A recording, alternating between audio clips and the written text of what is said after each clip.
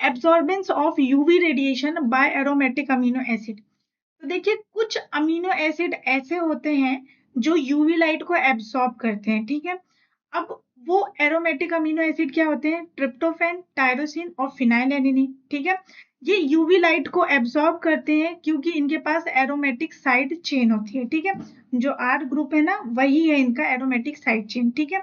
अब देखिए जो ट्रिप्टोफैन और टायरोसिन होते हैं, ये मैक्सिमम एब्सॉर्बेंस अपनी इस पर्टिकुलर वेवलेंथ पे शो करते हैं, 280 नैनोमीटर पे। ये आपको ध्यान में रखना है। और जो हमारा फिनाइलएलेनिन होता है, उसका एब्सॉर्बेंस आप मैक्सिमम 257.4 नैनोमीटर पे देखते हो, ठीक है। अब ये जो तीनों अमीनो एसिड हैं, ये तीनों अलग अलग लेवल पे एब्सॉर्बेंस शो करते हैं। देखिए जैसे कि सबसे ज्यादा एब्सॉर्बेंस आपको देखने को मिलेगा कि ट्रिप्टोफैन सबसे ज्यादा एब्सॉर्बेंस शो कर रहा है, टायरोसिन कम कर रहा है, और उससे भी कम जो है एब्सॉर्बेंस आपको फिनाइलएलेनिन में देखने को मिल रहा है, ठीक है। तो जो डिफरेंट प्रोटीन्स होंगे उनका एब्सॉर्बेंस भी डिफरेंट हो जाएगा। कैसे? क्योंकि मान लीजिए कि ये एक प्रोटीन है, इसमें मान लीजिए कि टायरोसिन प्रेजेंट है, ठीक है, 4 टाइम्स प्रेजेंट है।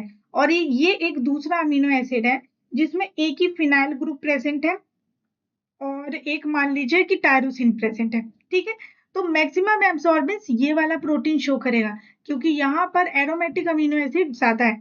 तो प्रोटीन्स अगर डिफरेंट है तो उनमें एरोमेटिक अमीनो एसिड का कॉम्पोजिशन डिफरेंट होगा, और क्योंकि कॉम्पोजिशन डिफरेंट है इसलिए वो एब्सॉर्बेंस भी डिफरेंट शो करेंगे, ठीक है।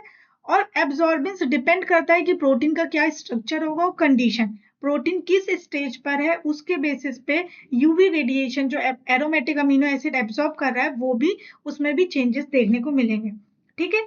एक ये लास्ट पॉइंट कि जो अपना ट्रिप्टोफैन है वो एब्सॉर्बेंस सबसे ज्यादा शो करता है, यानी टायरोसिन से 4 टाइम एब्सॉर्बेंस इसका ज्यादा है।